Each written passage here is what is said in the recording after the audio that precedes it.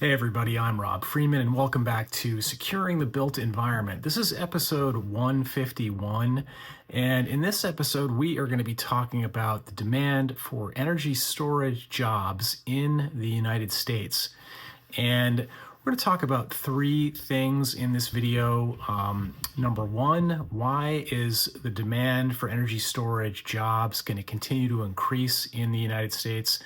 Number two, I'm going to give you a link to a resource for a free course that you can take. That's a very brief, it's about an hour long, that will give you a really good introduction to the business cases behind energy storage and why it makes sense in the United States, why it's going to continue to make sense, and why people would buy, what would be the motivations for buying an energy storage system.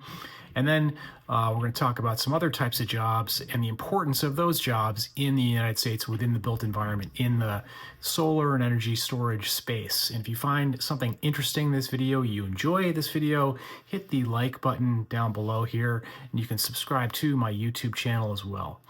So so why, number one, why is the demand for energy storage going to increase in the United States and those energy storage jobs, the demand for energy storage jobs?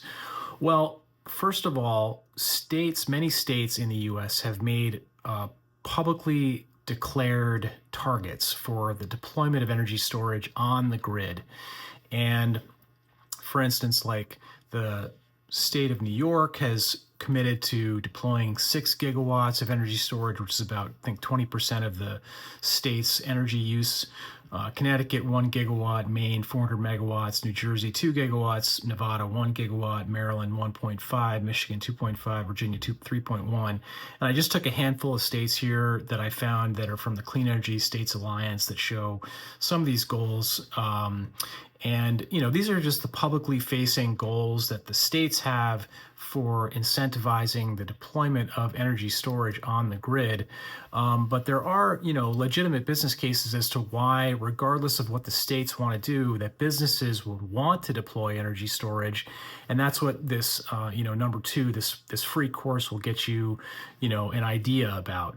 So some of the big concepts that this course touches on are concepts like behind the meter demand for services like peak shaving, time of use arbitrage, and then just load management or demand management if you have a solar plus storage system.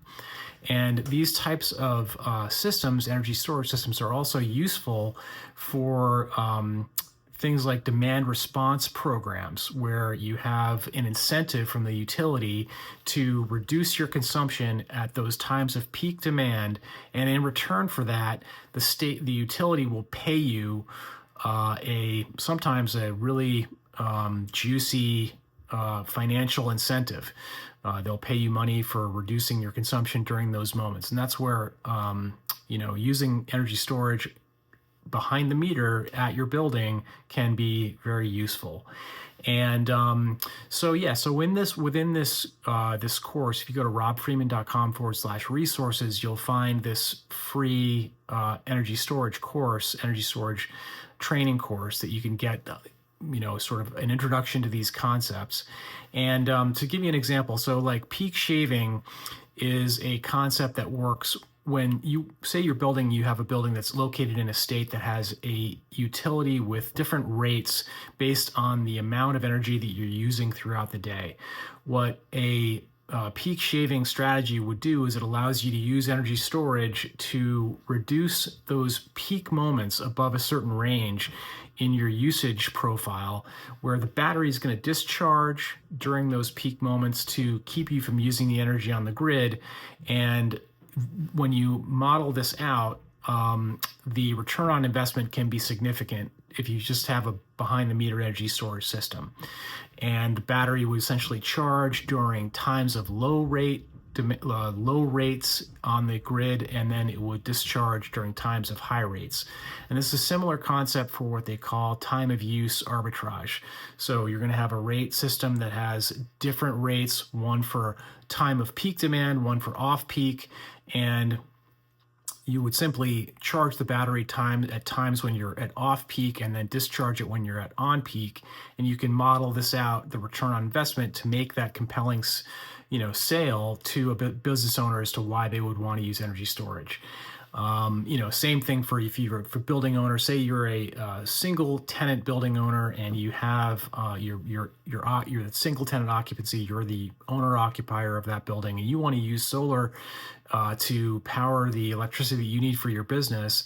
You can use that solar energy that you charge the battery with during the day, and then as the sun goes down, you can have that battery discharge itself, and you'll save that money from your utility that you would normally use when the sun goes down.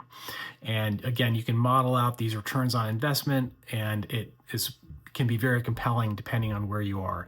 So by learning not only these, the lingo of why an energy storage makes sense, but also getting familiar with the tariff systems in every state, the incentives at the federal and state level, whether you're in a place where that has demand response or offers demand response programs, obviously your utility rate structure and how you're being charged on bill. There's all this sort of complexities there, but the more knowledgeable you are, the more likely you are to be able to do a great job and have a great job in the energy storage industry.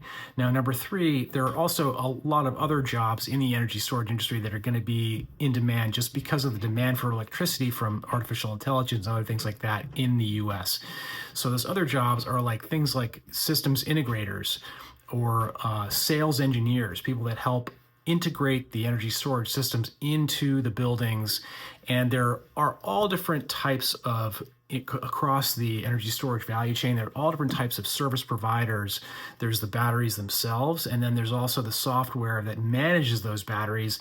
And then you have things like security systems and fire suppression systems and other things like that that help maintain the battery in the event that that was ever any fire risk. And those will not only help you sell your battery systems, but also help you be knowledgeable in terms of helping your customers and managing those on-site systems for your customers when you're, say, involved in operations and maintenance of battery storage systems. So anyway, so if you go to robfreeman.com/resources, you'll find this free course where you can get the information on the battery storage systems and how to get involved in the industry in the battery energy storage industry. And that's pretty much it. So if you if you found this useful, please hit the like button. I appreciate you watching, and hope you enjoyed it. And thanks again, and have a great day.